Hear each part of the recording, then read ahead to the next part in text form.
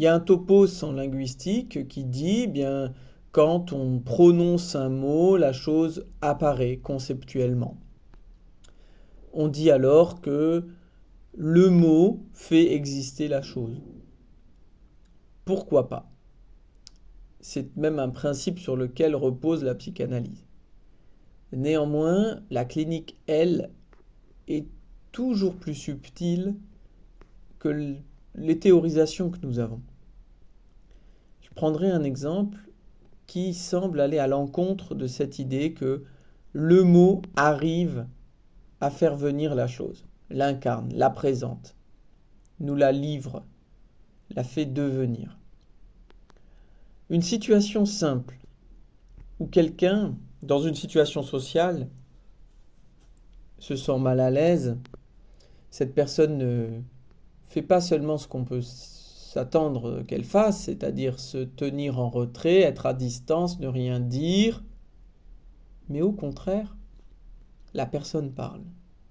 La personne donne sa parole. Elle la livre et souhaite par là exister. Simplement, voilà la chose qui est stupéfiante, c'est que quand elle parle, loin d'incarner, elle efface. Situation simple, la personne rentre dans une boutique, par exemple, dit bonjour, et son bonjour, au lieu de l'incarner, de la rendre visible, de la rendre audible au milieu des autres, eh bien ce bonjour l'efface.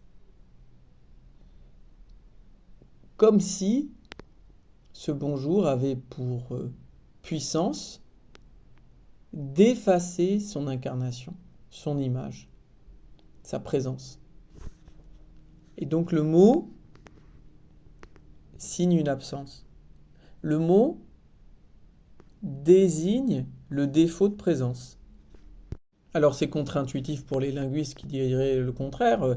Comment avoir un mot qui ne fait pas venir la chose? Eh bien, quand on dit le mot arbre, eh bien, ça ne fait pas venir l'image de l'arbre, ça l'efface. C'est une leçon très importante, me semble-t-il, que nous donne la clinique ici, parce que ça explique beaucoup de choses. Parce qu'il arrive que l'on rencontre des personnes qui disent mais de ça on en a tellement parlé, on en a beaucoup parlé, je vois pas en quoi ça fait encore problème.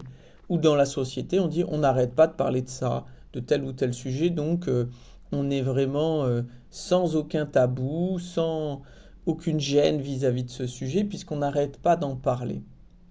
Sauf que on peut penser que certains mots, quand on les utilise, ne servent pas à évoquer, mais à faire disparaître. Voilà, c'est une sorte de tabou à l'envers.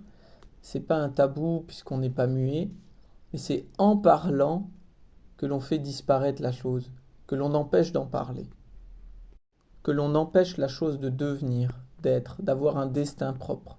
Donc on la garde sous contrôle, on la fait taire, tout en parlant.